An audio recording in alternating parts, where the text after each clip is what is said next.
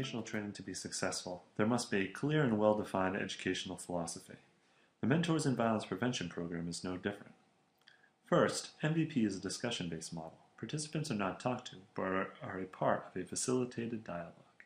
MVP utilizes a bystander approach to education. As facilitators of this curriculum, you will be leading the workshops based on this educational philosophy. The bystander approach was developed by Dr. Ron Slaby, a Harvard University professor within their School of Education. Dr. Slaby was interested in looking at the thought process that went through the minds of perpetrators, victims, and bystanders when facing a violent or abusive situation. What Dr. Slaby found through his research was that primary prevention programs were ineffective for perpetrators and victims. What they needed were intervention programs and counseling. Primary prevention programs, though, were particularly effective when focused on bystanders. What makes the bystander approach unique is that the educational trainings are not focused on the participants as perpetrators or victims or potential perpetrators or victims, but as bystanders who, with the proper training, can be empowered with the skills to prevent violence or abuse, and for this training in particular, men's violence against women. The bystander approach is a primary prevention model. A primary prevention model entails decreasing or eliminating the causes of social problems or creating an environment conducive to the promotion of health and appropriate behavior. Therefore, the MVP curriculum is not about legislating behaviors, but enlisting men and women in the prevention of violence against women. Moreover, MVP is a program that is inclusive of all people, regardless of their race, gender, sexual orientation, or other dimensions of difference. Lastly, the bystander approach is not about just having a conversation about appropriate or inappropriate behavior.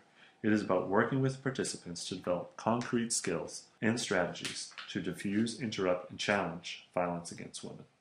Although we use the word bystander a lot, we haven't defined what it means. Think for a few moments about what adjectives society uses to describe bystanders. Traditionally, society views bystanders as passive, weak, innocent, and powerless witnesses. However, MVP contends that bystanders have been socialized to believe this idea. MVP believes that bystanders do have power, and they decide whether or not to use that power. So why do we focus on bystanders as an educational strategy? Well, first, most gender violence prevention programs focus on men as perpetrators. This puts men, in particular young men, on the defensive. We know and acknowledge that most men and boys are doing the right thing.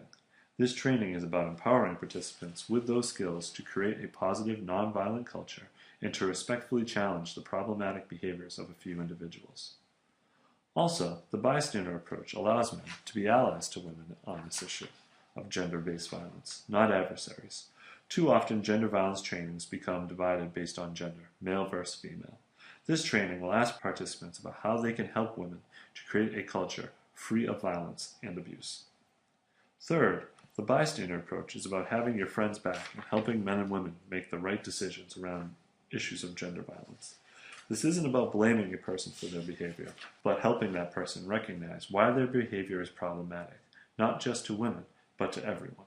Lastly, it is a positive call to action that participants can actually do something about this issue and take a concrete and positive steps to create an inclusive society free from gender-based violence.